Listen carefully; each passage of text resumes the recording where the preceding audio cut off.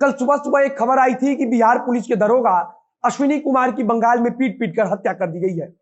धीरे धीरे अन्य जानकारी आई कि किशनगंज के दरोगा अश्विनी कुमार अपनी टीम के साथ सीमावर्ती इलाके के बंगाल क्षेत्र में गए थे। कारण था कि उनकी टीम बाइक चोरी करने वाले चोरों और गाड़ियों को पकड़ने के लिए छापेमारी कर रही थी। बताया गया कि जैसे ही किशनगंज पुलिस की टीम पश्चिम बंगाल में घुसी तो गांव में पहुंचने पर ग्रामीणों ने उन पर हमला बोल दिया। अपराधियों ने जब हमला बोला तो बिहार पुलिस के बाकी जवान तो भाग गए, लेकिन दरोगा अश्विनी कुमार उनके चुंगल में फंस गए। अपराधियों ने दरोगा अश्विनी कुमार को इतनी निर्दयता के साथ मारा कि मौके पर ही उनकी मौत हो गई। मौका मिला तो किशनगंज एसपी खुद वहां मौके पर पहुंचे और पूरी जानकारी जुटाई।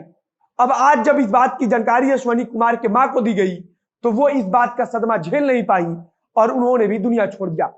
पहले से ही इस बात का अंदाजा लगाया जाने लगा था कि अगर इसकी जानकारी उनकी मां को दी जाएगी तो शायद ही वो इस सदमे को बर्दाश्त कर पाएंगी, और हुआ भी कुछ ऐसा ही।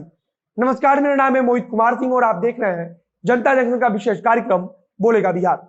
अब सबके मन में एक सवाल शुरू से चल रहा था कि जो पुलिसकर्मी अश्विनी कुमार के साथ इस अभियान में बंगाल गए थे वे उन्हें छोड़कर क्यों भाग गए। शायद ऐसा ही सवाल पुलिस विभाग के अधिकारियों के मन में भी था और उन्होंने कार्रवाई करते हुए उन 7 पुलिसकर्मियों को कर्तव्यहीनता के आरोप में बर्खास्त कर दिया है। उन्होंने इस अभियान में दरोगा का साथ नहीं दिया था। पश्चिम बंगाल में कानून व्यवस्था कैसी है उसका आए दिन हम प्रमाण देखते रहते हैं। अभी चुनाव चल रहा है तो किस प्रकार से रोज किसी मंत्री के काफिले पर हमला हो रहा है, तो कभी किसी अन्य नेता के गाड़ी पर पत्थर मारे जा रहे हैं। कैसे पश्चिम बंगाल के अंदर किसी को भी फांसी पर लटका दिया जाता है और पश्चिम बंगाल पुलिस चुपचाप हाथ पर हाथ रखकर देखती रहती है। जिस सीमावर्ती इलाके में किशनगंज के दरोगा गए थे उस इलाके में बिहार से चुराई गई गाड़ियां रखी जाती हैं और वो अपराधियों का गढ़ है। रोज हमारे देश में मॉब लिंचिंग को लेकर बड़े बड़े डिबेट्स होते हैं, लेकिन विडंबना देखिए कि बिहार पुलिस के जवान को असामाजिक तत्वों द्वारा पीट पीट कर मार डाला गया और इस पर मुंह खोलने को कोई भी तैयार नहीं है। इस चीज की चर्चा तक नहीं हुई कि बिहार पुलिस का कोई जवान बंगाल में सिर्फ एक अपराधी को पकड़ने गया था और इसलिए उसे वहां पीट पीट कर मार डाला गया। मैं दावे के साथ कह सकता हूं कि अगर राजनीति के गिद्धों को उसमें अपना आहार नजर आता तो अब तक यह मुद्दा राष्ट्रीय स्तर पर नहीं बल्कि अंतर्राष्ट्रीय स्तर तक पहुंच चुका होता। बिहार पुलिस ने वहां पहुंचने से पहले वहां के स्थानीय पुलिस को इस बात की जानकारी भी दी थी। उन्हें बताया गया था कि बिहार पुलिस की एक टीम इस इलाके में तलाशी करने जा रही है।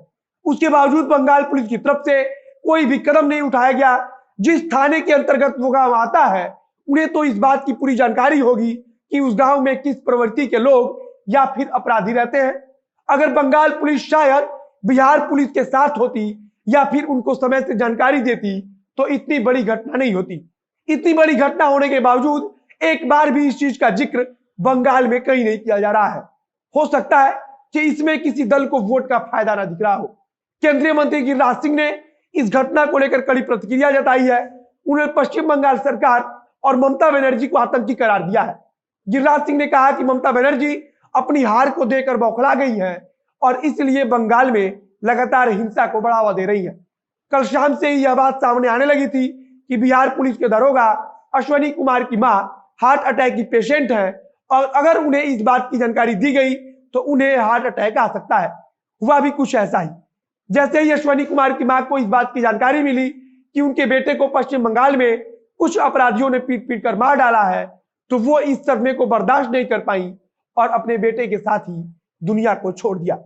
जिन पुलिसकर्मियों के साथ वह अपराधी को पकड़ने गए थे उनको बिहार पुलिस ने गद्दार माना है और उन्हें कर्तव्यहीनता के आरोप में बर्खास्त भी कर दिया गया है। किशनगंज के एसपी लगातार कह रहे हैं कि इन पुलिसकर्मियों पर विभागीय कार्रवाई की जाएगी और उनका कठोरतम सजा भी दिलाई जाएगी। शायद बिहार पुलिस के अन्य जवान या फिर कह लीजिए कि उनके अपने साथी उनका साथ छोड़कर नहीं भागते तो बिहार पुलिस इतनी पर्याप्त संख्या में थी कि उनका मुकाबला किया जा सकता था। अगर पश्चिम बंगाल की बात करें तो वहां सैकड़ों लोगों को जीते जी फांसी के फंदे पर लटका कर मारा जा चुका है, लेकिन अभी भी पश्चिम बंगाल की सरकार और वहां की पुलिस प्रशासन सुनने को तैयार नहीं है।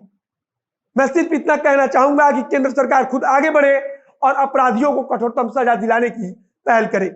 वीडियो को यही समाप्त करते हैं। वीडियो शेयर कीजिए, फेसबुक पर देख रहे हैं तो पेज को लाइक कीजिए, यूट्यूब पर देख रहे हैं चैनल को सब्सक्राइब कीजिए। मिलते हैं फिर बहुत जल्द अगली वीडियो में।